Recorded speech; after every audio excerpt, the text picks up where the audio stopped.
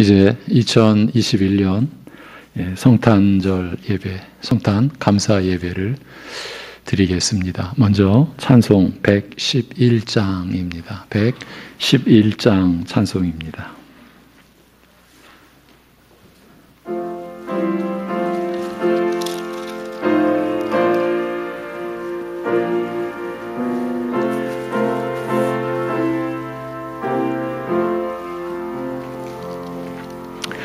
귀중한 복의 합을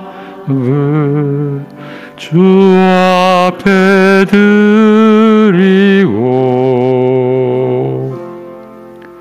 우리의 몸과 마음도 함께 바치세.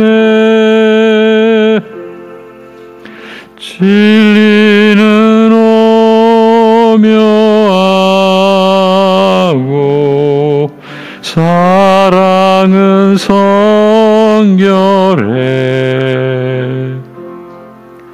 주께서 탄생하신 거룩한 날일세. 주께서 주시는 은혜 한없이 크니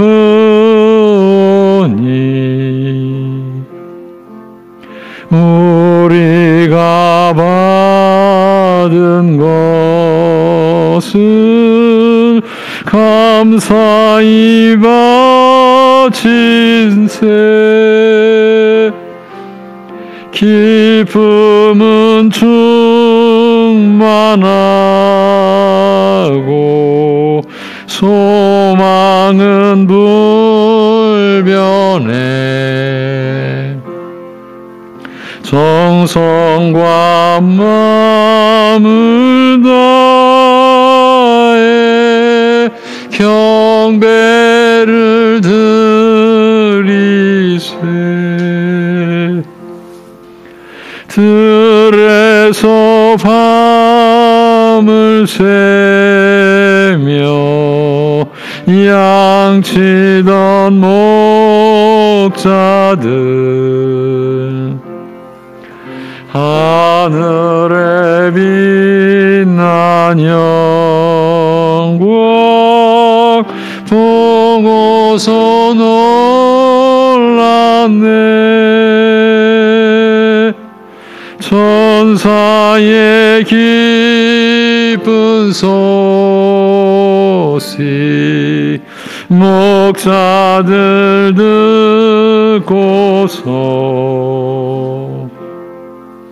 찾아와 경배하며 영광을 돌렸네. 아멘. 함께 사도신경으로 신앙 고백 드리겠습니다.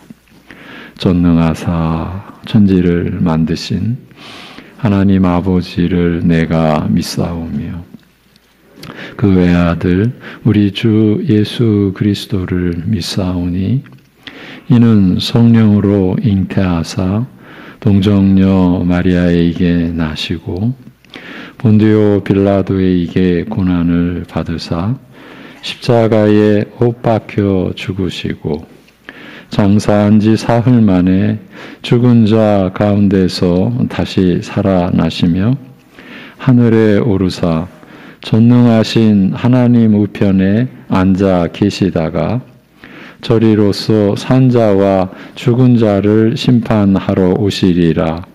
성령을 믿사오며 거룩한 공회와 성도가 서로 교통하는 것과 죄를 사하여 주시는 것과 몸이 다시 사는 것과 영원히 사는 것을 믿사옵나이다.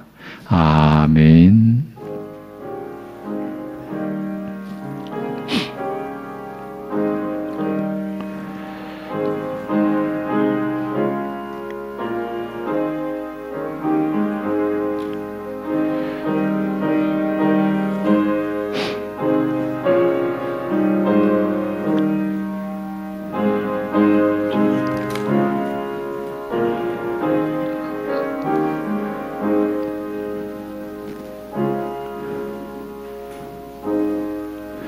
이 일을 생각할 때에 주의 사자가 현몽하여 이르되 다윗의 자손 요셉아 내 아내 마리아 데려오기를 무서워하지 말라. 그에게 잉태된 자는 성령으로 된 것이라. 아들을 낳으리니 이름을 예수라 하라. 이는 그가 자기 백성을 그들의 죄에서 구원할 자 이심이라 하니라. 아멘.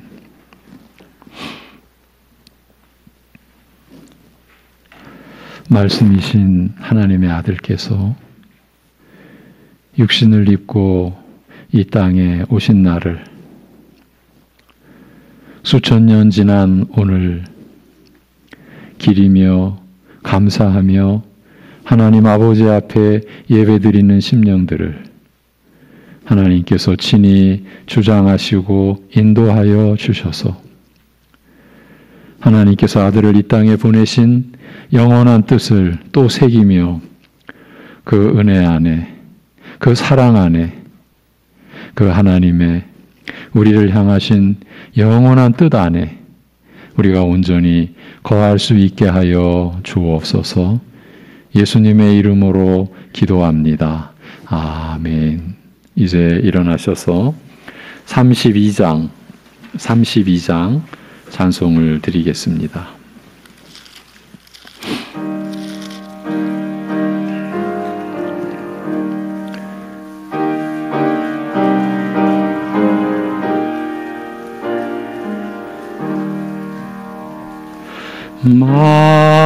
만유의 주제 존귀하신 예수 사람이 되신 하나님 나 사모하여 영원히 섬길 내 영광 되신 주로다.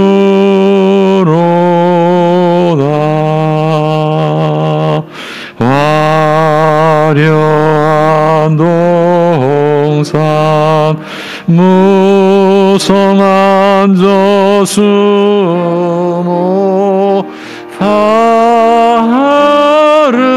아름답고 묘하나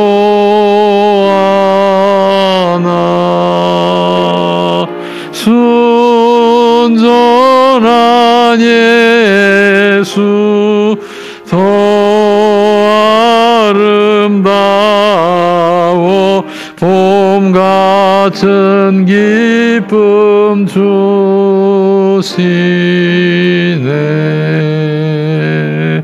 광명한 해와 명랑한 저 달빛 수많은 별들 빛나나 주 예수 빛은 더 찬란하여 참 비교할 수 없도다.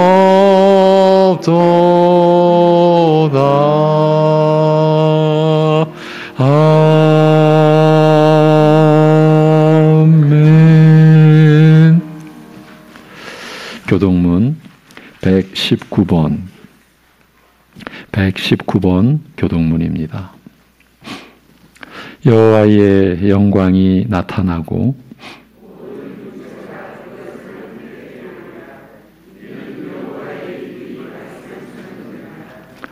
베들레헴 에브라다야 너는 유다 족속 중에 작을지라도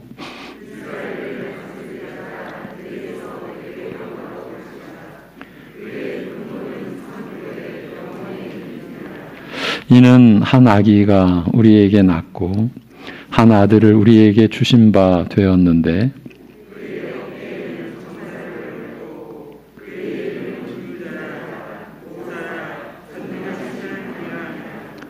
영존하시는 아버지라 평강의 왕이라 할 것임이라.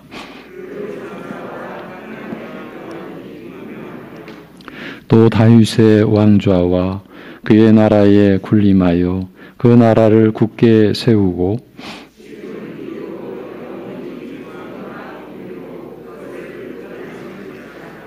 천사가 이르되 무서워하지 말라. 보라, 내가 온 백성에게 미칠 큰 기쁨의 좋은 소식을 너희에게 전하노라. 오늘 다윗의 동네에 너희를 위하여 구주가 나셨으니 곧 그리스도 주시니라. 아멘.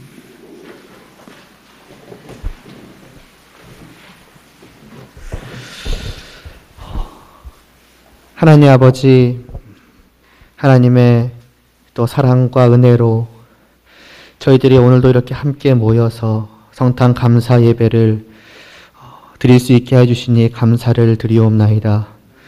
참으로 그 하나님의 사랑이 어찌나 크신지, 정말 자신의 독생자를 정말 아낌없이 우리를 위하여 내어주셨고, 또 우리가 무엇이라고 아무런 죄도 짓지 않으시고 그 심판의 정말 조그마한 부분이라도 전혀 받으실 이유가 없는 주님께서 정말 친히 이 땅에 내려오셔서 자신의 목숨을 바치셨나이까.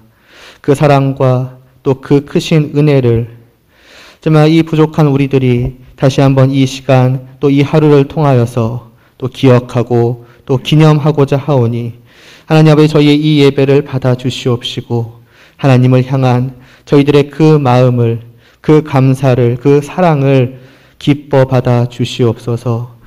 정말로 이 시간을 통하여서 저희가 다시 한번 주님만을 정말 기억할 수 있기를 바랍니다.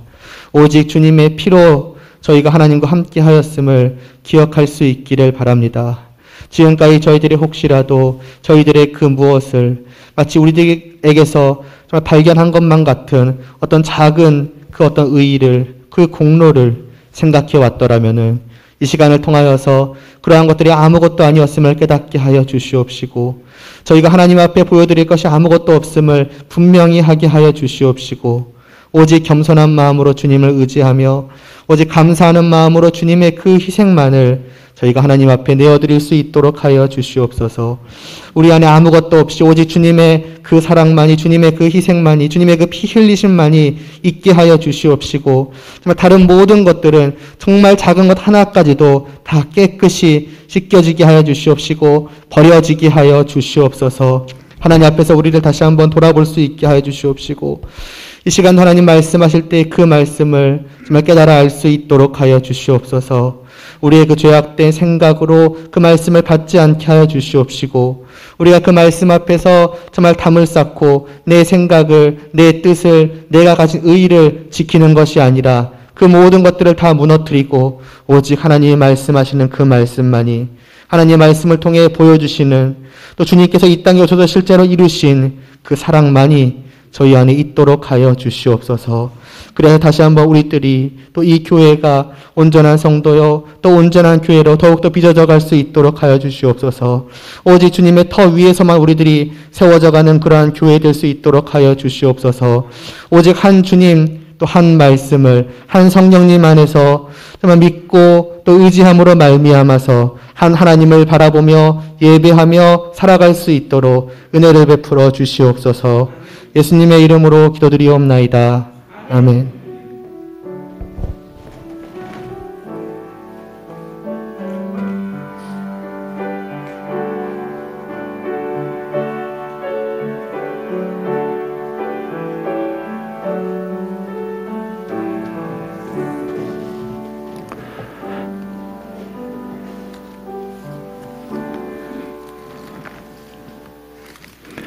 이제 찬송 126장 찬송 드리겠습니다.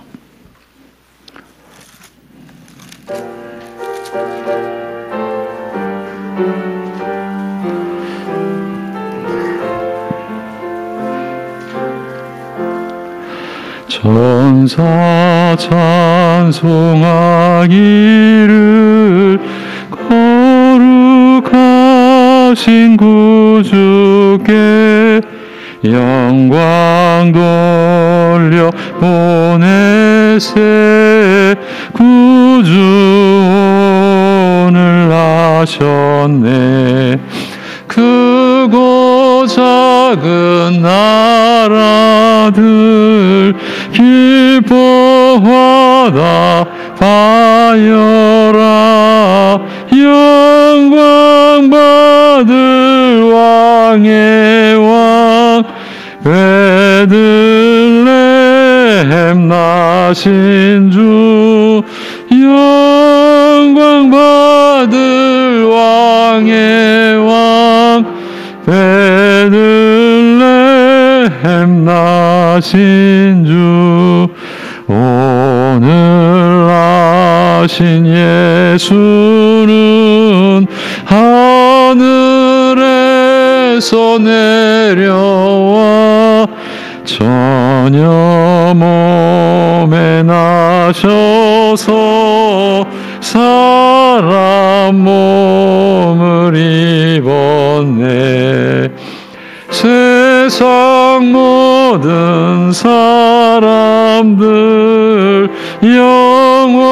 영원하신 주님께 영광 돌려보내며 높이 찬양하여라. 영광 돌려보내며 높이 찬양하여라. 의로우신 예수는 평화의 왕이시고 쌍빛이 되시며 우리 생명 되시네. 죄인들을 불러서 거듭나게 하시고 영생하게 하시니 왕께 찬양하여라. 영생하게 하시니 왕께 찬양하여라.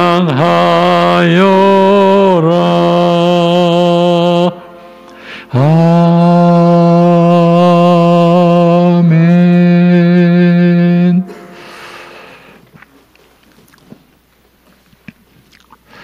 예.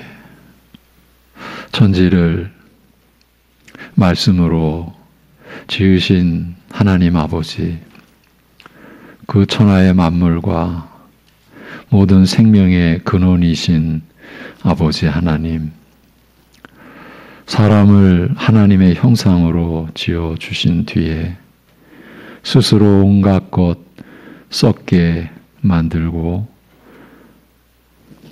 부패시킨 죄인들을 그대로 심판 가운데 두지 않으시고 영원한 구원의 작정을 하시고 그 뜻을 이루어 주신 우리 아버지 하나님, 우리에게 아들을 보내주심을 감사드립니다. 이제 사람의 형상이란 죄인의 형상인데 영원히 죄가 없으시고 죄가 깃들 수 없는 아들로 하여금 그 죄인의 형상인 사람이 되게 하셔서 우리의 죄를 담당케 하여 주심을 감사드립니다. 우리가 이 죄의 영원한 굴레와 사망의 저주에서 벗어나서 하나님께로 다시금 돌이켜 나아갈 수 있게 된 것은 사람이 되셔서 우리의 죄를 담당해 주신 하나님의 아들이신 예수 그리스도의 은혜뿐임을 오늘도 우리로 하여금 고백하게 하시고 그 은혜를 다시금 붙들 수 있게 하심을 감사드립니다. 우리가 이 은혜를 조금이라도 손상시키고 그 은혜에 이 세상 것이나 우리의 것을 섞이게 했던 우리의 행실이나 우리의 생각이나 우리의 마음의 작용을 이 시간 토설하듯이 자복하오니 우리의 허물과 죄를 용서하여 주시옵소서. 하나님께서 아들을 이 땅에 보내주셔서 우리로 하여금 죄에서 구원받게 하시도록 그 모든 고난과 수치와 죽음의 저주와 장사 지낸 바 되시기까지 한 하나님의 은혜를 앞서서 마치 우리가 그 은혜를 따낸 것처럼 그 은혜를 이룬 것처럼 그 은혜를 받기에 합당했던 것처럼 행세했던 것들 너무나 그 큰 죄악들 용서를 구하며 나아가오니 우리를 불쌍히 여기사 그 모든 죄를 사하여 주시옵소서. 그러한 은혜 가운데서 오늘도 담대하게 하나님 앞에 나오며 성탄 감사의 예물을 있는 힘을 다해 하나님 앞에 올려드리는 주의 백성들의 그 손길을 붙들어 주셔서 그 전능하신 주님의 그 장중에 두시고서 그 감사 예물이 표상하는 그 감사의 이 제사가 바로 우리 자신이 되게 하시고 사랑하는 성도들의 생애 자체가 하나님 앞에 드려지는 산 제물 되게 하여 주시옵소서. 하나님께서 우리를 기뻐하시고 우리가 연약한 중에라도 참으로 부족한 중에라도 하나님을 기억하고 아버지의 사랑을 참으로 갈망하며 그 사랑 안에 거하는 하나님의 자녀로서 살고자 하는 그 선한 의지와 그 노력과 그 행실을 하나님께서 얼마나 기뻐하시는지를 다시금 깨닫는 이 시간이 되게 하여 주시옵소서. 이 시간도 하나님 앞에 감사함으로 나아가는 심령들에게 하늘의 그 진리의 말씀 우리에게 허락하여 주셔서 진실로 우리의 심령이 말씀으로 또 충만케 또 새롭게 또 거룩하게 되는 이 시간을 허락하여 주시옵소서. 예수님의 이름으로 기도하옵나이다. 아멘. 하나님의 말씀은 요한일서 4장 7절에서 13절입니다. 요한일서 4장 7절에서 13절. 하나님은 사랑이심이라 이 제목으로 하나님은 사랑이심이라 이 제목으로 본문은 요한일서 4장 7절에서 13절입니다. 오늘은 이 본문을 모두 함께 합독하도록 하겠습니다. 다 같이 읽도록 하겠습니다. 7절부터 13절입니다. 다 같이 사랑하는 자들아 우리가 서로 사랑하자. 사랑은 하나님께 속한 것이니 사랑하는 자마다 하나님으로부터 나서 하나님을 알고 사랑하지 아니하는 자는 하나님을 알지 못하나니 이는 하나님은 사랑이심이라. 하나님의 사랑이 우리에게 이렇게 나타난 바 되었으니 하나님이 자기의 독생자를 세상에 보내심은 그로 말미암아 우리를 살리려 하심이라. 사랑은 여기 있으니 우리가 하나님을 사랑한 것이 아니요 하나님이 우리를 사랑하사 우리 죄를 속하기 위하여 화목 제물로 그 아들을 보내셨음이라. 사랑하는 자들아 하나님이 이같이 우리를 사랑하셨은즉 우리도 서로 사랑하는 것이 마땅하도다. 어느 때나 하나님을 본 사람이 없으되 만일 우리가 서로 사랑하면 하나님이 우리 안에 거하시고 그의 사랑이 우리 안에 온전히 이루어지느니라. 그의 성령을 우리에게 주심으로 우리가 그 안에 거하고 그가 우리 안에 거하시는 줄을 아느니라. 아멘. 언제 끝날지 모르는 고난의 시기를 우리는 보내고 있습니다. 그런 중에도 믿는 자들에게는 더 집중해서 하나님과 그 은혜를 되돌아보게 하는 절기가 어김없이 돌아옵니다.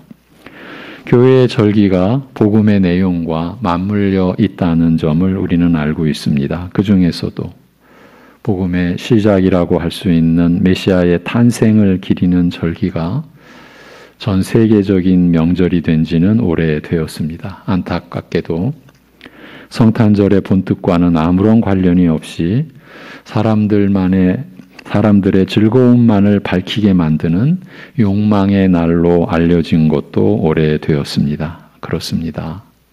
이런 점이 세상의 능력입니다. 복음도 세상에 갇히면 인간의 영광을 위한 수단으로 변질되듯이 주님이 오신 날이 인간의 탐욕을 위한 날로 바뀌는 것도 시간 문제였을 것입니다. 이런 실태를 알면서도 우리는 하나님 나라에 속한 자들로서 성탄절의 의미와 그 안에 담긴 하나님의 뜻을 또 밝혀가지 않을 수 없습니다. 2021년도의 성탄절 말씀의 표제는 하나님은 사랑이심이라입니다.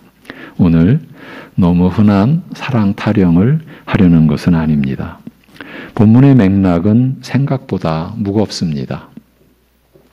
본문 앞 요한일서 4장 1절에서 6절은 영들을 시험할 것을 명하는 말씀입니다. 그 말씀 전후로 사랑에 관한 주제가 이어지는 가운데 진리의 영과 미혹의 영을 분별하라는 말씀은 우리의 사랑은 반드시 진리 안에서 이루어져야 하고 진리와 함께 베풀어져야 한다는 뜻입니다.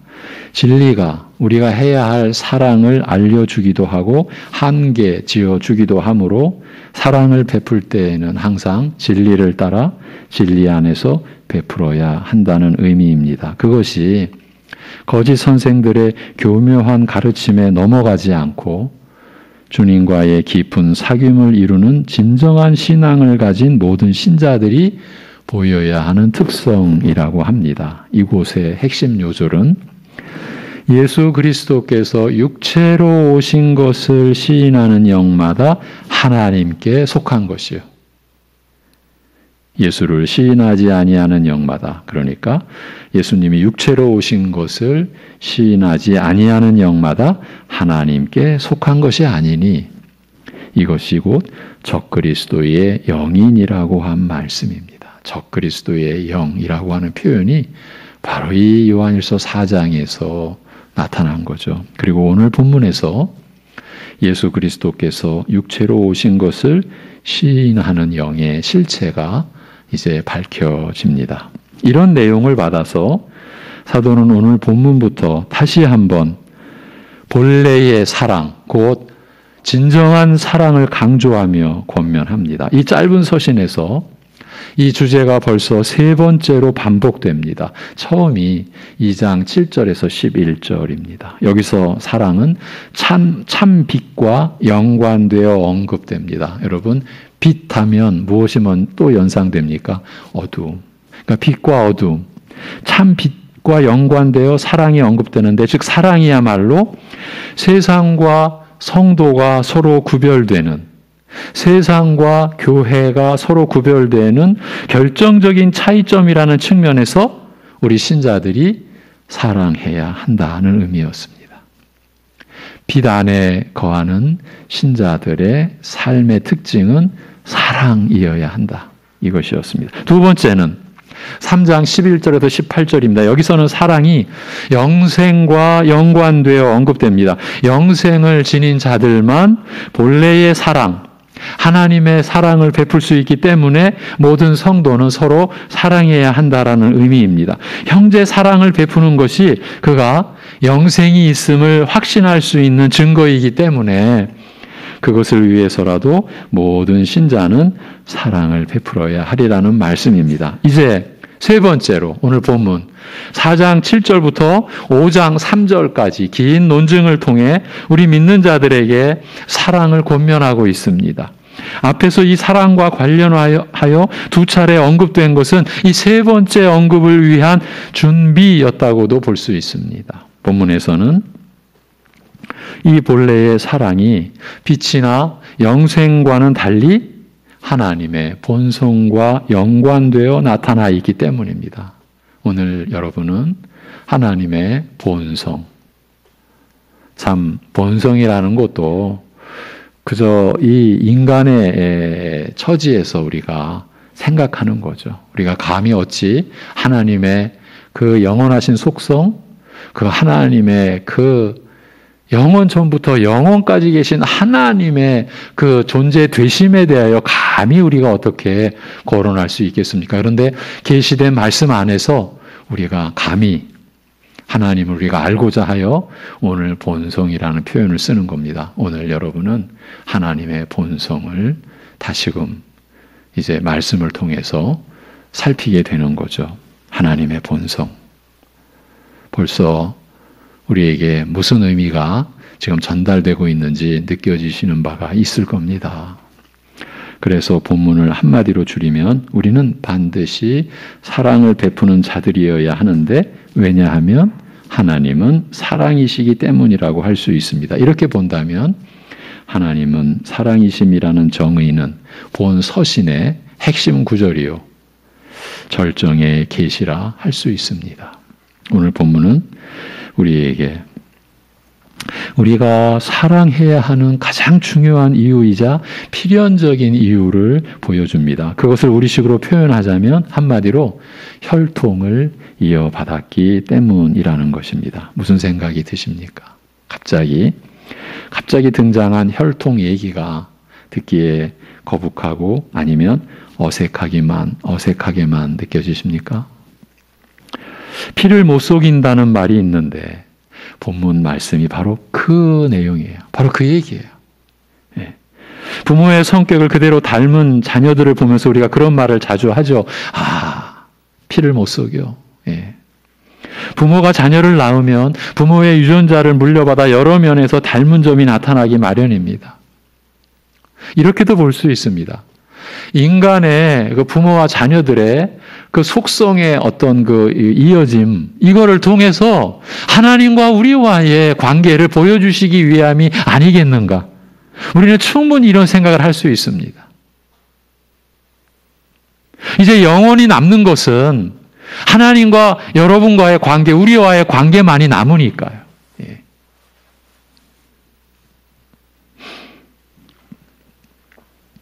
마찬가지로 본성이 사랑이신 하나님께서 자녀들을 낳았는데 그들은 사랑이 없는 자더라. 이런 법이 없다는 것이죠. 하나님은 사랑이시기 때문에 하나님에게서 난 자, 그 성령으로 거듭나 하나님의 자녀가 된 성도들은 모두가 다 사랑을 베푸는 것을 특징으로 할 수밖에 없다라는 것입니다.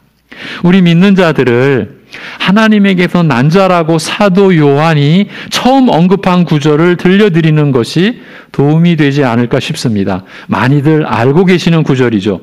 요한복음 1장 12, 13절 영접하는 자, 그 이름을 믿는 자들에게는 하나님의 자녀가 되는 권세를 주셨으니 이는 혈통으로나 육정으로나 사람의 뜻으로 나지 아니하고 오직 하나님께로부터 난 자들이니라고 말씀하지요. 많이 알려진 구절이죠. 예. 하나님께로부터 난 자들이 곧 예수 그리스도를 믿는 자들이요 하나님의 자녀인 것이 선포된 구절입니다. 예. 이제 다시 이어서 먼저 사도는 사랑은 하나님께 속한 것이니 라고 합니다. 이는 단순히 사랑을 하나님의 한 가지 은사나 속성으로 간주한다라는 말이 아닙니다. 이 말의 뜻은 사랑은 하나님께 속한 것이니라고 하신 이 말씀의 뜻은 8절에 있는 정의에서 확증되어 있으니 이는 하나님은 사랑이심이라는 것입니다. 한마디로 사랑은 하나님 자신의 본성이라는 뜻입니다. 예. 영적 유전자 이렇게도 볼 수가 있겠죠. 우리에게 전해지는 것을 우리가 염두에 둔다면 본성이자 영적 유전자 그것이 사랑이라. 요한복음 4장 24절에 하나님은 영이시라. 요한일서 1장 5절에 하나님은 빛이시라는 말씀과 함께 하나님은 사랑이심이라는 이 말씀은 우리 믿는 자들에게 하나님의 존재 전체를 포괄하는 근원적인 속성, 하나님의 영원하시고 온전하신 본성이 무엇인지를 알려주는 계시죠. 하나님은 빛이시라, 하나님은 영이시라, 그리고 하나님은 사랑이시라. 그래서 요한 사도는 이 사랑이 삼위일체 하나님의 각 위격과 모두 연관되어 있음을 이 본문에서 밝히고 있는 거예요. 사랑은 지존하신 삼위일체 하나님의 영원하고도 더할 나위 없이 탁월한 본성이시라는 겁니다. 우선 7절에서 8절은 성부 하나님과 관련된 말씀이고 9절에서 11절은 주로 성자 하나님이 언급되고 있으며 12절에 하나님이 우리 안에 거하시고라는 구절에서는 성령 하나님이 사랑을 우리 안에서 온전하게 하시는 실제적 능력이 되심을 밝히고 있습니다. 이는 성부 하나님도 사랑이시요 성자 하나님도 사랑이시며 성령 하나님도 사랑이시라는 말입니다. 따라서 우리가 만약 하나님을 믿는 성도라고 한다면 우리는 필연적으로 사랑을 베푸는 일과 어떤 식으로든 연결되어 있기 마련이라는 것입니다. 성도는 그 신분의 본질상 사랑하지 않으면 안 되는 당위성을 갖고 있는 사람들이라는 말입니다.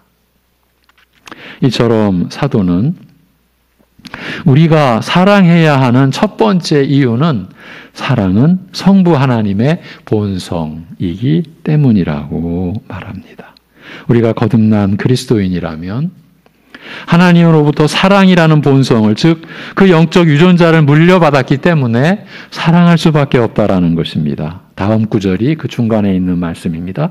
사랑하는 자마다 하나님으로부터 나서 하나님을 안다. 그러나 사랑하지 아니하는 자는 하나님을 알지 못하며 그래서 그는 하나님으로부터 난 자가 아니다. 이런 뜻이에요. 사도는 지금 어떤 한 사람이 하나님으로부터 난 자요, 하나님 집에서 하나님께 배우고 양육된 자라는 결정적 증거가 있다면 바로 이 사랑이라고 하는 것입니다. 이 말은 다른 것들, 그러니까 사랑 이외의 다른 것들은 이처럼 결정적인 증거가 되지 못한다는 뜻입니다. 지금 우리는 너무 중대한 내용을 다루고 있는 중입니다. 우리의 이 살아있는 이 존재, 그리고 우리가 살아가는 그 내용, 그리고 이 육신의 삶뿐만 아니라 그 이후에 우리의 영원한 이 존재와 이 영생 그 자체와 관련된 너무나 중대한 내용을 지금 우리가 살피고 있는 중이에요. 하나님으로부터 난 자라는 그 결정적 증거에 관한 내용이니까요. 우리도 언뜻 보기엔 다 교회 다니고 적당히 죄와 떨어져 살려고 하고 성경도 조금 아는 것 같으니 사람들은 대개 구분할 수가 없지만 하나님은 금방 아십니다. 우리가 하나님의 본성을 받고 태어난 참된 그리스도인인지 아니면 무늬만, 그러니까 겉모양만 그리스도인인지 하나님은 다 알고 계십니다. 우리도 자세히 보면 그 사실을 알 수 있습니다.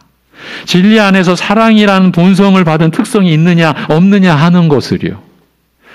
사랑에 대해서 아무런 부담이 없고 이루려는 열심이나 관심도 없고 오히려 사람을 미워하고 자기 욕심을 채우는 데만 급급해 한다면 그것은 그가 다른 면으로 아무리 사람들에게 인정을 받고 있는 교인이라고 해도 그 영적 혈통을 확신할 수 없다라는 겁니다.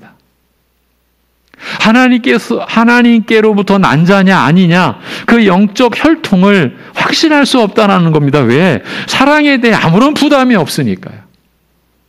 너무 자유로운 거예요. 그러나 비록 미약하더라도 이 사랑을 이루기 위해 힘쓰고 더욱더 큰 사랑을 이루려 하며 궁극적으로 예수 그리스도의 사랑을 닮은 사랑이 목표인 그 사람은 확신할 수 있다는 바로 그 뜻이에요. 그런 자야말로 하나님의 영적 유전자, 곧 하나님의 본성을 이어받은 그리스도인인 것입니다. 하나님으로부터 난 자들만이 이 본래의 사랑을 할 수 있기 때문입니다. 하나님의 본성을 지닌 신자들은 결코 자신이 의를 행하는 것만으로 만족하지 않습니다. 천국 백성의 도리를 행하는 것만으로 만족하지 않는다는 얘기예요. 진리를 정통적으로 습득했다는 것으로도 만족하지 않습니다. 스스로 거룩하고 바르게 사는 것과 올바른 믿음을 가지게 하는 정통 교리를 습득하는 것도 절대적으로 필요한 것이지만 그것이 그를 하나님의 본성을 이어받은 자임을 결정지어주지 못한다라는 것을 알고 있다는 얘기입니다. 그것이 결정적 증거가 아닙니다. 아니기 때문에 그렇다는 겁니다. 어떤 사람이 누구보다 의로운 인생을 살았다고 해도 그리스도인이 아닐 수 있습니다. 누가 혹시 성경에서 발견되는 주장들에 대해 지적으로 완벽히 습득했다고 해도 성도가 아닐 수 있습니다. 그가 신학적인 교리나 교훈의 심오함을 이해하고 주장하며 가르친다고 해도 그 자체가 그 자신이 하나님의 본성을 이어받은 자임을 확증시켜 주지 못합니다. 사도는 오늘 본문에서 이 점을 우리에게 강력히 권고하고 있는 거예요. 사도는 지금 우리에게 사랑이 구체적으로 무엇인지에 대해서 말하고 있지 않습니다. 여기서 사도가 강조하고 있는 것은 사랑이, 그 본래의 사랑이 우리와 하나님과의 관계에서 무엇을 입증하느냐 하는 것이에요. 그건 하나님과 우리가 피로 맺어진 혈통관계라는 사실을 증명하는 것이라는 말입니다. 성도에게 있어서 이 모든 것 위에 사랑을 더하라는 말이 왜 중요한지를 알려주는 것이에요. 우리에게 있어서 사랑을 베풀어야 하는 일은 너무도 심각한 문제라는 것입니다. 이보다 더 큰 문제가 없다고 봐야 합니다. 우리 모두 이 본문 말씀 앞에서 하나님의 본성, 이 영적 유전자를 갖고 있는가를 살피고 또 살펴야 합니다. 크고 작은 것이 문제가 아닙니다. 이 사랑이라는 본성을 받은 자인지를 확인해야 합니다. 그것은 서로를 향한, 형제를 향한 나의 태도가 무엇인지로 나타납니다. 교회에 다닌다고 하면서도 형제를, 서로를 사랑하지 않고 불친절하며 항상 비판적이고 험담하고 다른 그리스도인들을 비방하는 것이 자연스러운 사람들이 있습니다. 그런 교인들은 자기 스스로 하나님으로부터 나지 않았음을 선언하고 있는 셈입니다. 무서운 일이 아닐 수 없어요. 그들은 하나님의 호적에 속해 있지 않는 자들인 거예요. 그걸 스스로 나타내고 다니는 거예요. 그들이 회개하고 그분께로 돌이키지 않는 한 그들에게는 아무런 소망이 없습니다. 여러분, 그것이 나일 수도 있습니다.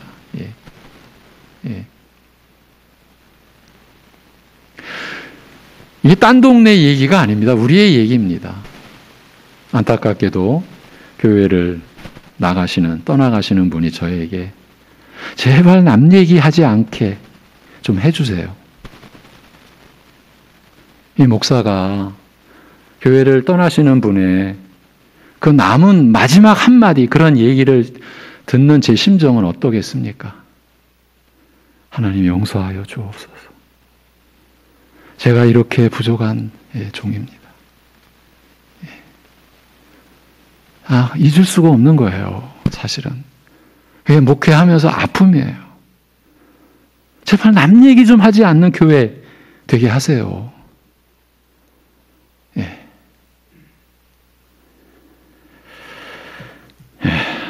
이어서 사도는 우리가 사랑해야 하는 이유를 성자 하나님과 관련하여 제시하는데 9절 이하가 그 내용입니다. 요한은 하나님의 사랑이 우리에게 이렇게 나타난 바 되었으니 라고 합니다. 8절에서 말한 대로 성부 하나님은 사랑이심이라는 증거가 이것이라는 말이에요. 하나님은 본성 자체가 사랑이시라는 증거가 이것이라는 뜻입니다. 그러면 그것이 무엇입니까? 요한은 하나님이 자기의 독생자를 세상에 보내심은 그로 말미암아 우리를 살리려 하심이라고 합니다. 하나님께서 사랑을 가장 그 가장 큰 특성으로 하는 본성을 소유하신 분이라는 증거가 독생자 예수를 이 세상에 인간으로 보내신 점에 있다라는 것입니다. 성도 여러분, 제가 잠깐 멈추고 여쭙겠습니다. 하나님의 사랑을 무엇으로 확인하고 계십니까? 오늘 우리의 그 하나님의 사랑을 확인하는 그 관점, 그 초점을 오늘 이 말씀으로 우리가 모아야 합니다. 지금 하나님이 사랑이시라, 그 본성이 사랑이시라는 증거가 무엇인가? 독생자 예수를 이 세상에 사람으로 보내신 점에 있다. 바로 그것이에요. 그러니까 독생자 예수님이 이 세상에 인간으로 태어나신 것이야말로 하나님이 사랑이심이라는 그 증거다. 그 본래의 사랑의 증거다. 곧 영원한 사랑의 증거다. 바로 이 뜻이에요. 이 부분이 오늘 말씀의 본론이자 요점이라 할 수 있어요. 그래서 이 구절을 다시 보겠습니다. 이 구절에서 독생자 예수 그리스도의 화목 제물 되심이 언급되고 있는 이유는 다름 아닌 왜 하나님이 사랑이시라고 말할 수 있는가? 왜 하나님은 사랑이시라고 정의될 만큼 특별히 사랑의 본성을 가진 분이신가를 설명하기 위함인 것이에요. 오늘 독생자 예수의 화목 제물 되심을 요한이 언급하고 있는 것은 왜 하나님은 사랑이시라 할 수 있는가? 그걸 설명하기 위함인 것이에요. 어떻게 하나님이 사랑이시라고 말할 수 있는가? 그 증거가 무엇인가 하는 것이에요. 하나님은 결코 교리나 명제를 정의하는 것만으로 만족하지 않으시는 분이세요. 하나님은 자신이 사랑이시라고 하는 그 분명한 증거를 실제로 나타내 보이셨어요. 그 증거가 곧 예수 그리스도를 세상에 보내신 것이에요. 10절에서 더 구체적으로 말하기를 우리 죄를 속하기 위하여 화목 제물로 그 아들을 보내셨음이라고 합니다. 그러니까 예수님이 사람으로 이 세상에 오신 것이야말로 하나님이 사랑이시라는 증거인 것이고 성탄절기의 의의는 바로 이 점에서 찾아야 하는 것이에요. 하나님의 사랑이 이 세상에 나타내어 주신 그 증거. 아니, 천지를 창조하신 자체가 하나님의 사랑의 그 작품인데 인간들이 그 모든 것을 가려버렸으니까, 스스로 자기의 눈을 감겨버렸으니까 아무도 알 수 없는 이 세상에 그 눈을 뜨게 해주시고 잃었던 생명을 다시 회복시켜 주시기 위하여 다시금 이 역사 속에 그 하나님께서 사랑이시라는 증거를 나타내 주신 것이 아들을 사람 되게 하신 것이라는 거예요. 오늘 하나님께서는 우리에게 진정한 사랑, 그 본래의 사랑이 어떤 것인지를 이해하라고 요구하고 계시는 거예요. 내 사랑을 이해하라고 이렇게 말씀하시는 거예요. 그래서 이 사랑은 우리가 그 필요를 알지 못할 때에 하나님이 먼저 베푸신 것에서 찾아볼 수 있다고 하시는 것이에요. 왜냐하면 하나님이 최고의 가치로 여기는 사랑이 바로 죄로 인해 죽은 자들을 살리기 위하여 성자 하나님이신 예수님을 이 땅에 희생 제물로 보내신 것이기 때문이에요. 그러므로 우리는 하나님의 사랑의 본성을 다른 것이 아닌 바로 이 점에서 찾아야 하는 것이에요. 이 말은 우리가 하나님의 사랑을 어렴풋이라도 이해하기 위해서는 죄가 무엇이며 우리가 얼마나 추악한 죄인이었으며 그것을 위해 제물로 피 흘려 돌아가신 예수님의 신분과 그 존귀함이 얼마나 크신가를 이해해야 한다라는 뜻이에요. 죄인인 우리를 살리시려고 그 아들을 보내신 하나님의 사랑이 얼마나 놀라운 것인지를 우리는 그 본래대로, 그 가치대로 잘 알지 못합니다. 우리의 생애가 그 사랑을 또 알고 또 가까이 다가가고 하는 것 아니겠습니까? 우리는 하나님이 우리를 사랑하셨다는 말을 들을 때 은연중 우리가 사랑받을 만하기에 우리가 사랑스럽기 때문에 하나님이 우리를 사랑하신 것이라고 생각합니다. 왜냐하면 사람들이 대개 그 수준에서만 사랑하기 때문입니다. 그렇지만 하나님은 무슨 이유를 발견하고서 우리를 사랑하신 것이 아닙니다. 다시 말하면 우리는 하나님의 사랑을 받을 만한 이유가 전혀 없었는데도 불구하고 저도 여러분도 여러분끼리도 아무도 사랑받을 만한 이유가 전혀 없었는데도 불구하고 하나님은 우리를 사랑하신 것입니다. 그래서 요한은 하나님의 사랑을 받은 우리가 죄인이었음을 상기시키고 있는 것입니다. 우리 죄를 위하여, 우리 죄를 속하기 위하여 화목제물로 그 아들을 보내셨습니다. 이 말은 우리가 죄인이었다라는 사실을 올바로 알기 전까지는 하나님이 사랑이시라는 이 말씀이 결코 이해되지 않을 것이라는 뜻입니다. 우리는 죄와 허물로 말미암아 죽은 자들이었습니다. 영원히. 이 말은 여러 가지 다른 말로 표현될 수 있습니다. 하나님의 원수요, 대적하는 자들이라는 뜻이며, 자기를 창조하시며 생명을 주신 하나님을 알아보지도 못한 배은망덕한 자들이라는 뜻이며, 살인자요, 폭행자 같은 인간들이라는 뜻입니다. 우리는 사랑은커녕 진노의 불을 받으면 딱 어울리는 그런 작자들이었습니다. 저와 여러분 모두가 죄와 거짓이 좋아 마귀를 쫓아다니던 가망 없는 자들이었습니다. 그런 우리를 하나님이 사랑하셨습니다. 어떻게 사랑하셨습니까? 자기 독생자를 세상에 화목 제물로 보내셨습니다. 이는 하나님이 독생자 예수님을 이 세상에 보내사 우리를 위한 속죄 제물이 되게 하셨다라는 뜻입니다. 하나님의 아들을 세상에 보내신 것은 우리의 죄를 아들에게 담당시키기 위함이었습니다. 이렇게 하나님은 아들을 희생 제물로 삼으셨고, 아들은 우리의 죄를 대신하여 드려진 제물이 되신 것입니다. 예수님이 십자가 위에서 나의 하나님 어찌하여 나를 버리셨나이까라고 고통 중에 소리치신 것은 바로 죽음의 영원한 고통 속에서 우리가 외쳐야 했던 부르짖음이었습니다. 이런 죄인들을 사랑하실 수 있는 이유가 무엇이겠습니까? 하나님의 본성적 특성 외에 다른 이유는 아무것도 없습니다. 하나님의 본성이 사랑이시기 때문입니다. 그 마음에서 자발적으로 일어난 사랑밖에 아무 다른 이유가 없습니다. 우리는 예쁜 짓 하는 사람을 예뻐하고 못나게 구는 사람을 미워하는 성향을 가지고 있으나, 하나님은 원수요, 대적자요, 혐오스럽고 냄새나는 죄인들이라도 사랑하시는 성향을 갖고 계신 것입니다. 그 죄인들이 자기들의 필요를 알지 못함에도 불구하고 먼저 살리시려는 성향을 갖고 계신 것입니다. 이것이 하나님은 사랑이시라는 증거입니다. 하나님께서 자신의 독생자를 보내사 죽게 하시고 잔인한 수치와 고뇌 및 십자가의 고난에 처하게 하시며, 또한 죄를 알지도 못하며 무음하신 자로 우리를 대신하여 제물 되게 하셨습니다. 그리하여 그리스도께서 우리 죄를 위하여 화목제가 제물이 되셨습니다. 그분의 죽음을 통하여 우리가 그분 안에서 하나님과 화목하게 되었습니다. 우리는 예수님 안에서 하나님과 화목하게 되고 용서받고 죄사함 받으며 하나가 되었습니다. 이것이 사랑, 이것이 본래의 사랑입니다.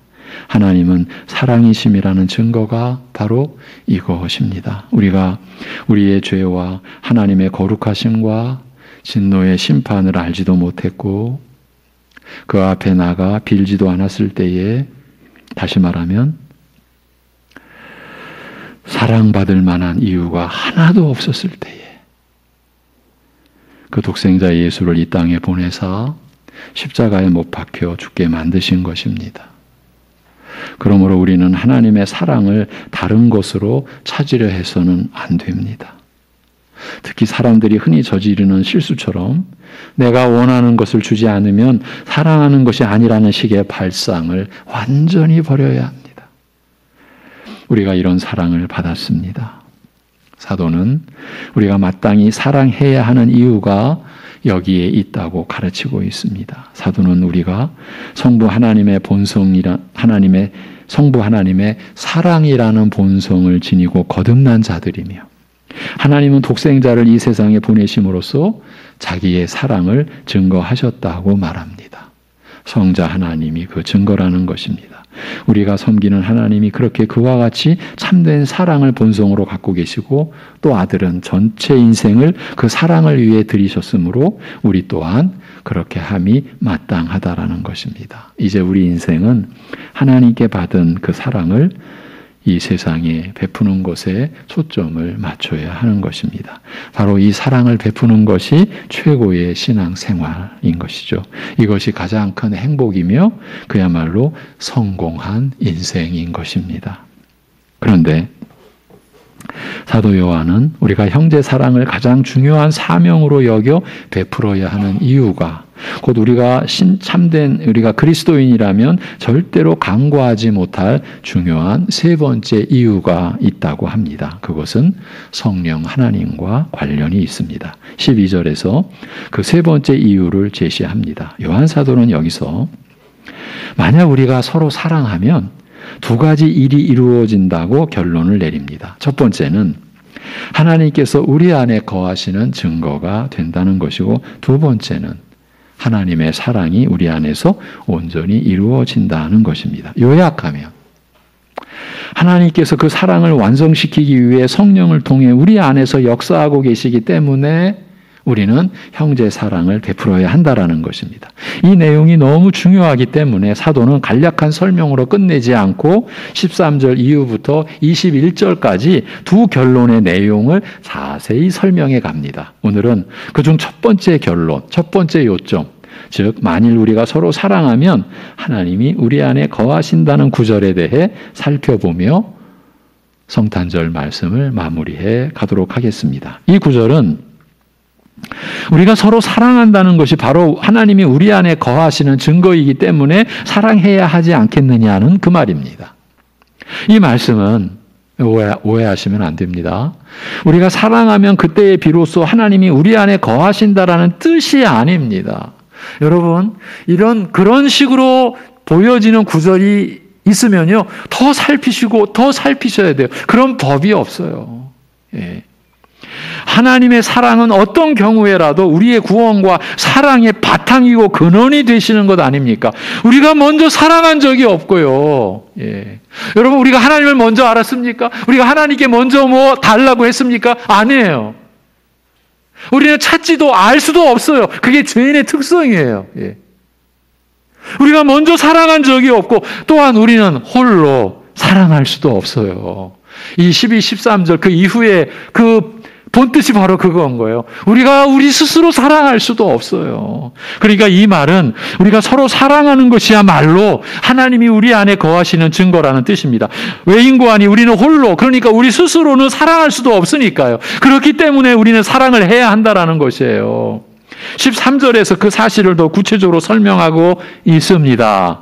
이 부분도 안타깝지만 우리말 성경은 그의 성령을 우리에게 주심으로라고 되어 있으나 원문에는 그의 성령에 속한 것을 우리에게 주심으로라고 되어 있습니다. 이런 부분을 밝혀드릴 때마다 정말 죄송한데 이것이 신학자, 목회자 그리고 성경 연구하는 주님의 종들의 역할이니까 각 나라 말로 번역될 때 이러한 일들이 일어나니까라고 이해하시고요.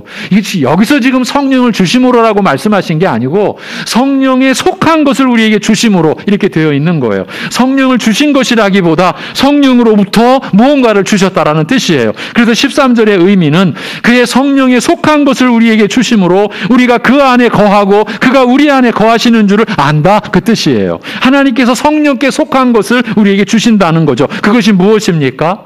고린도전서 12장 같은 곳을 보면 여러 가지 은사들을 의미하나 그 마지막 절에 너희는 더욱 큰 은사를 사모하라, 내가 또한 가장 좋은 길을 너희에게 보이리라고 말하고서 13장에서 여러분이 아시는 대로 사랑에 대해서 말씀하죠.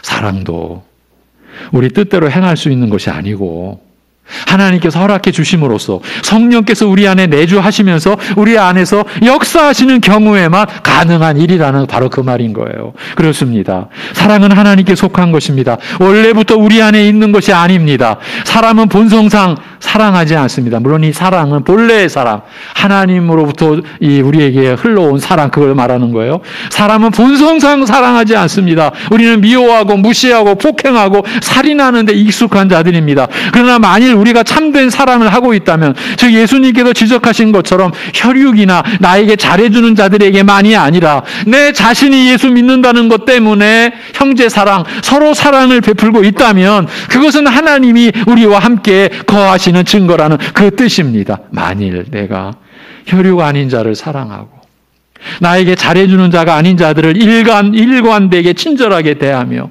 내가 도움받을 일이 없었고 앞으로도 그럴 것을 기대할 수 없는 자를 기꺼이 도와주려 한다면 그건 성령께서 나와 함께 계셔서 하나님께 속한 사랑을 은사로 내게 부어주셨기 때문인 것이에요. 어느 누가 봐도 사랑스럽지 않은 자를 사랑하려고 애쓴다거나 더 나아가 나를 핍박하고 악의적으로 대하는 사람을 위해 기도하며 그리고 만일 나를 해치기 위해 온갖 방법을 다 동원하는 어떤 사람을 도우려고 한다면 그것 또한 내가 하나님의 백성이며 하나님이 내 속에 계심을 알 수 있다라는 것이에요. 왜냐하면 만일 그분이 내 안에 계시지 않는다면 내가 결코 그렇게 할 수 없을 것이기 때문인 거예요.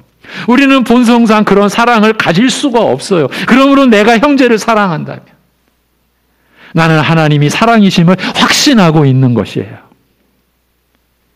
우리는 보이지 않으시는 하나님에 대한 확신을 이런 식으로 갖는 것입니다.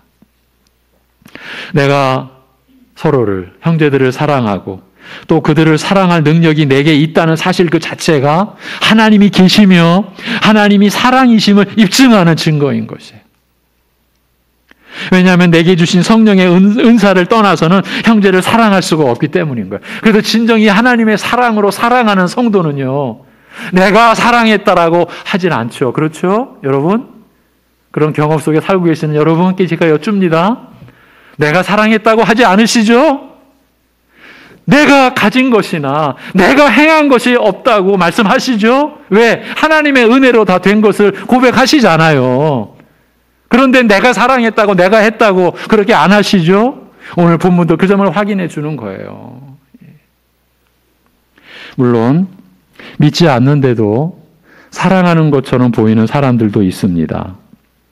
오늘은 그 부분에 대해서는 구체적으로 나누지 않겠습니다. 한 가지 분명한 사실은 그 드러난 사랑으로 그들이 하나님께 가까이 있다거나 하나님께 속할 수 있다라는 것은 아닙니다. 지금 믿지 않는다라는 걸 전제로 한 내용입니다. 또 하나, 본래의 사랑, 곧 하나님의 사랑은 하나님께 속한 사람들에게서만 나타나게 되어 있다라는 사실입니다. 그래서 이 사랑에 대한 얘기 가운데 진리의 영, 미혹의 영, 이거를 분별하라, 이 말씀을 한 거예요. 우리가 사실은 이 사랑의 관점에서 많이 속고들이 있어요. 예. 여러분, 오늘 말씀은요, 교회의 프로그램을 얘기하는 거 아니에요. 교회의 무슨 활동을 가지고 얘기하는 게 아니에요. 여러분, 한 분 한 분. 교회의 목적은요, 행사가 아니에요. 어쩌면요, 우리는 행사를 가지고 프로그램을 가지고 내 본성이 하나님의 본성으로 닮아가야 되는데 그 부분을 프로그램과 행사에 맡겨버리고 나는 하나님의 본성을 닮지 않는 것을 그 부분에 다 맡겨버리고 우리 교회는 행사하잖아. 우리 교회는 프로그램 하잖아. 어쩌면 이걸로 우리는 자신의 근본적인 변화를 면피하듯이 그럴 수 있어요. 제가 지금 드린 말이 과장된 겁니까? 예. 하나님은 그걸 원하시는 게 아니에요. 우리 한 사람 한 사람, 여러분 한 사람 한 사람. 제가 처음 교육 전도사로 섬길 때, 중고등부를 섬길 때 너희들 받은 사랑을 나타내야 돼. 너희들 지역사회를 돌아봐. 1년을 기다렸어요. 2년을 기다렸어요. 안 되더라고요. 에이, 이 녀석들. 그냥 내가 좀 앞장서마. 그래서 이웃에 있는 어려운 교회를 섬기기 시작을 했어요. 그들을 끌고 나갔어요. 그러자 청년들이 따라왔어요. 그러자 장년들이 쫓아왔어요. 잘 됐을까요? 여러분, 잘 됐을까요? 내가 나서는 게 아니었어요. 그 이웃의 장애인 가족교회, 그 교회를 매 한 달에 한 번씩 방문해서 섬기고, 우리도 개척교회인데 그런 일을 시작을 했는데, 돌이켜보면 내가 더 기다렸어야 되는데, 내가 더 인내했어야 되는데, 내가 끌고 가지 않았어야 했는데, 그들 스스로가 하도록 더 기다렸어야 되는데, 돌이켜보면 그런 회한이 남는 거예요. 좀 더 인내했어야 되는데.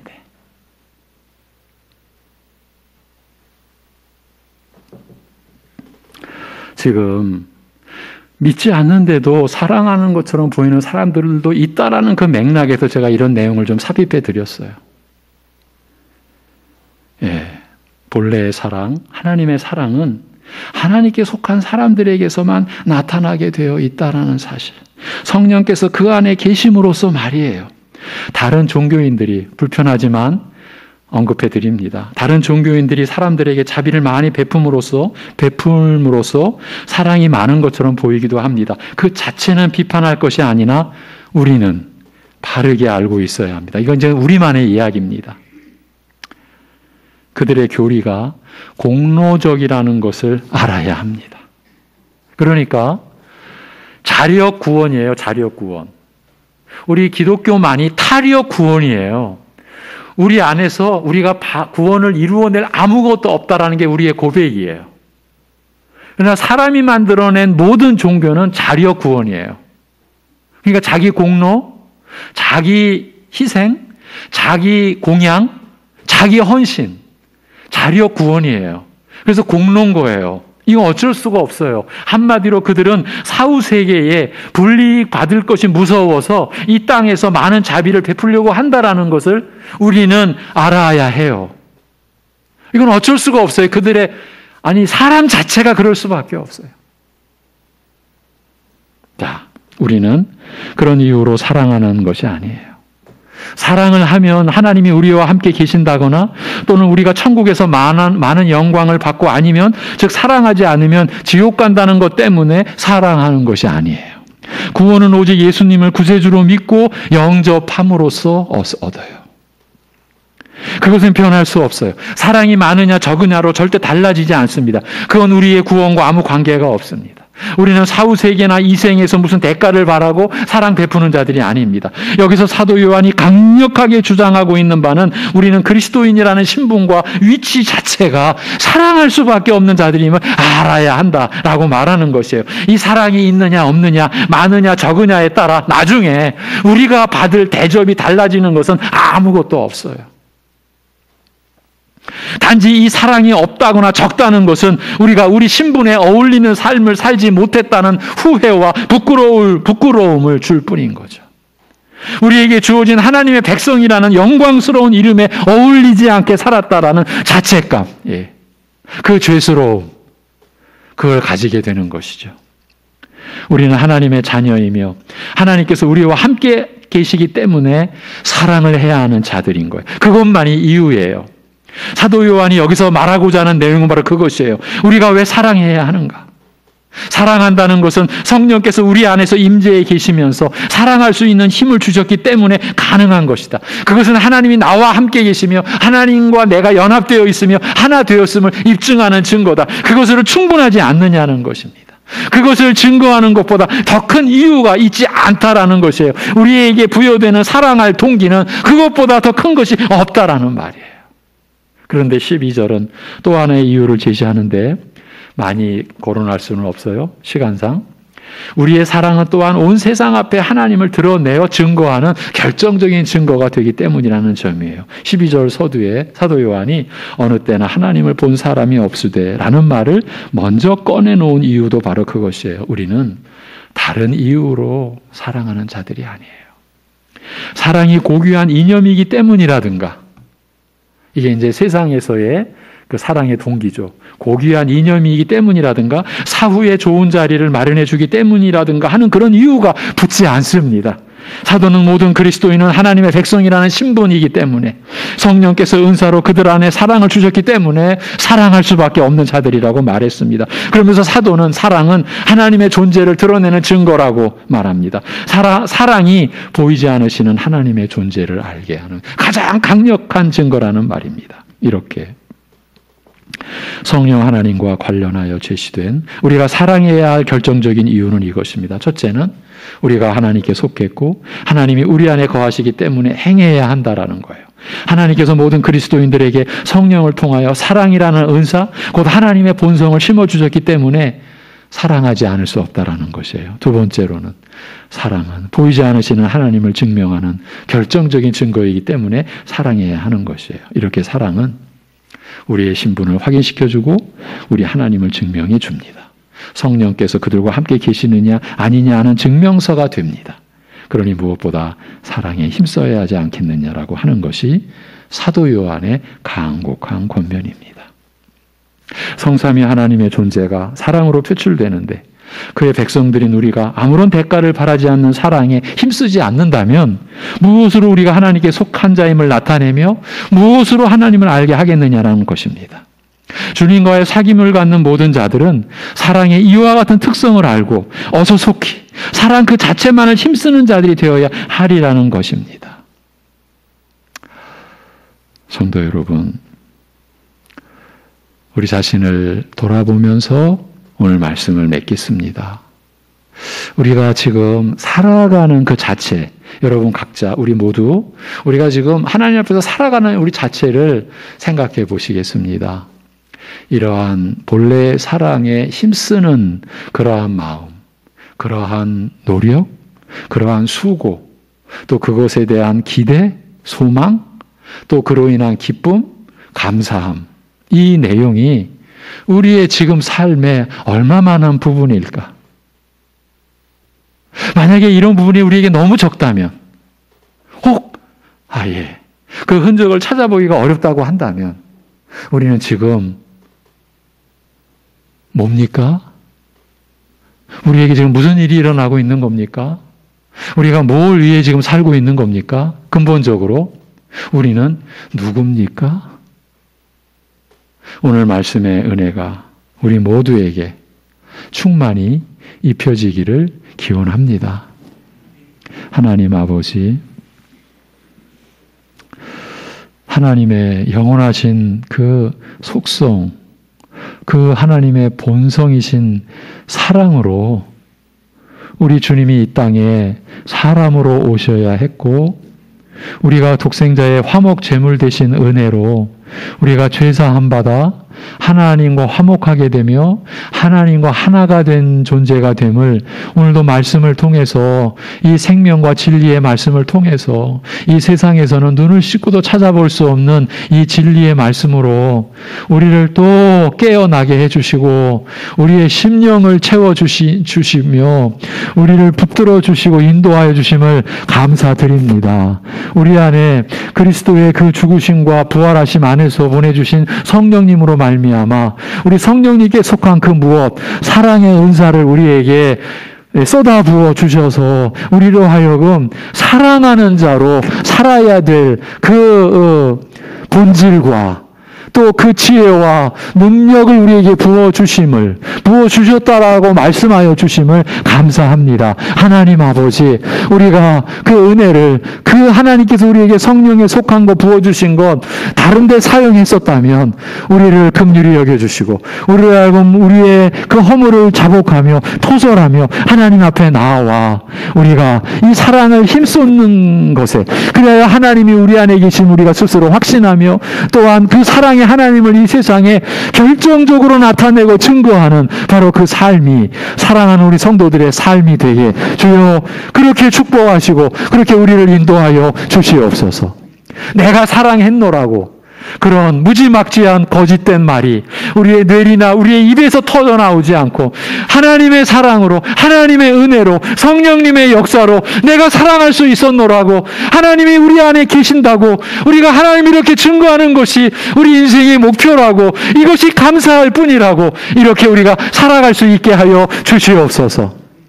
모든 일이 여의할 때도 이렇게, 모든 일이 다 막히고 힘들 때에도, 고난 중에라도 그 고난 속에 하나님이 더 우리를 불쌍히 여기시고 우리와 함께 하신다라는 것을 확신하면서 어려움 중에도 오히려 그 슬픔의 눈물을 감사함의 눈물로 바꾸어내는 우리 사랑하는 성도들의 그 믿음과 그 사랑의 역사로 이 세상에 하나님이 계시는 것 같구나, 그러한 메시지를 우리 사랑하는 성도들이 고난 속에서도 전할 수 있는 삶이 우리의 삶이 되게 하여 주옵소서. 아버지 하나님, 우리의 본성이 가정 안에서부터 찬찬히 열매 맺게 하여 주시옵소서. 아버지 하나님, 우리 이웃들에게, 늘 함께 일하며 살아가는 동료들에게, 우리 교우들에게, 형제들에게, 자매들에게 우리가 서로 사랑하는 일에 힘쓰므로 인하여서 이것이 교회고, 이것이 하나님 나라고, 이것이 하나님의 사랑으로 새 생명, 새 본성, 그래서 새 삶을 살아가는 우리 송내중앙교회 하나님의 사람들의 모습이라는 것을 우리 서로가 보고 확인하고 감사하고, 이웃들에게도 이 세상에도 작은 빛으로 남아 작은 소금의 작용으로 남아 나타낼 수 있는 우리들 되게 하여 주시옵소서.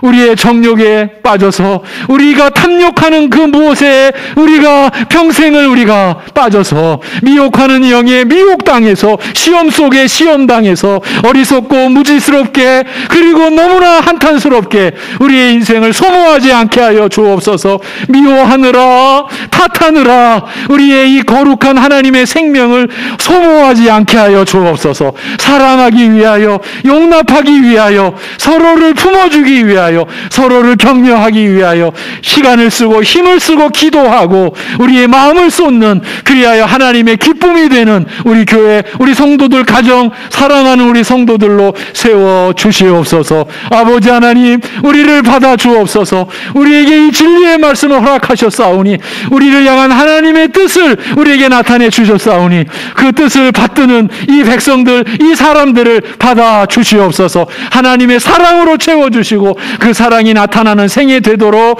역사하여 주시옵소서. 예수님의 이름으로 기도하옵나이다. 아멘. 304장 찬송입니다. 304장입니다.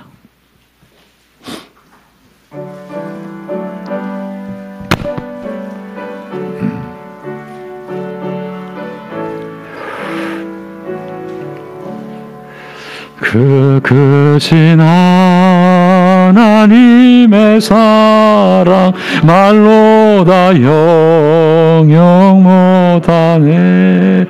저 높고 높은 별을 넘어 이 낮고 낮은 땅 위에 죄범한 영혼 구하려 그 아들 보내사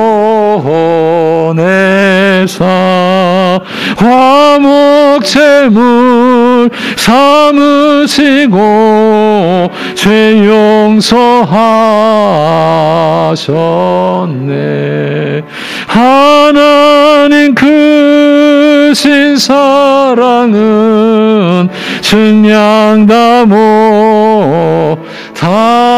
못하네. 영원히 변치 않는 사랑 성도여 찬양하세.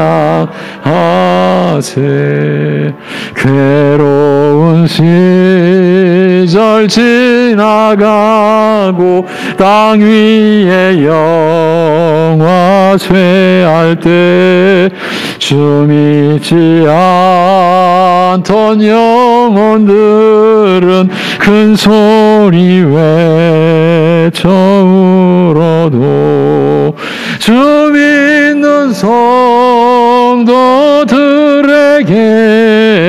큰 사랑 베푸사 우리의 죄 사했으니 그네 잊을까. 하나님 크신 사랑은 증량 못하네. 영원히 변치 않는 사랑 성도여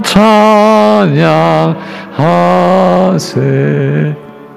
하늘을 두루마리 삼고 바다를 먹물 삼아도 한없는 하나님의 사랑 다 기록할 수 없겠네. 하나님의 크신 사랑 그 어찌 닿았을까. 저 하늘로 비싸도 채우지 못하니 하나님 크신 사랑은 증량 다 못하네. 영원히 변치 않는 사랑 성도여 찬양하세.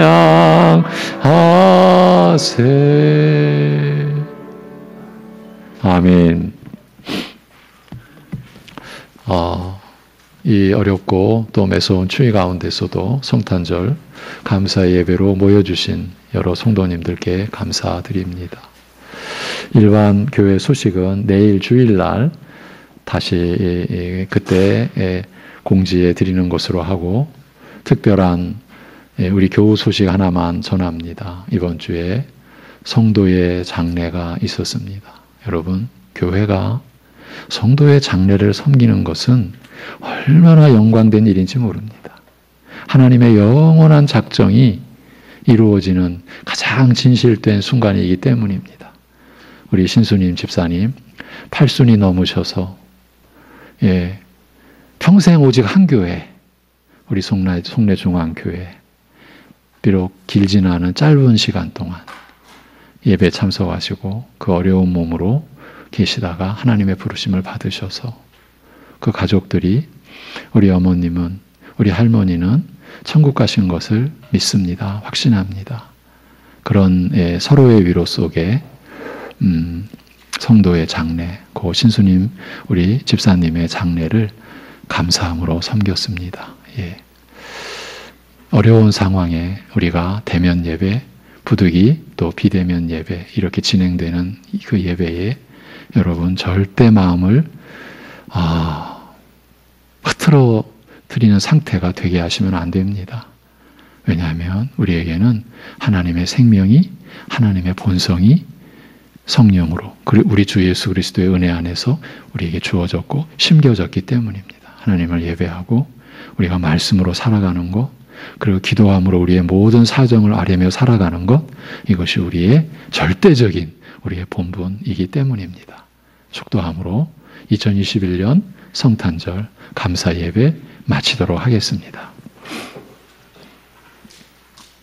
이 땅에 사람으로 오셔서 우리의 죄를 담당하여 주심으로 성부 하나님의 그 본성을 이 땅에 증거해 주신 우리 주 예수 그리스도의 은혜와, 너무나 추악한 죄인들인데 영원한 심판의 저주가 합당한 자들인데 그 영원하신 본성의 사랑으로 아들을 화목제물로 보내어 주셔서 우리로 하여금 죄 가운데서 구원받게 하신 아버지 하나님의 사랑하심과 그 은혜와 그 사랑이 헛되지 않게 택한 우리들 안에 임하셔서 그 은혜와 사랑이 이제 우리의 새 본성이 되도록 끊임없이 오래 참으시며 일하시는 성령님의 교통하심이, 세상이 아무리 변하고 우리의 현실이 어떻게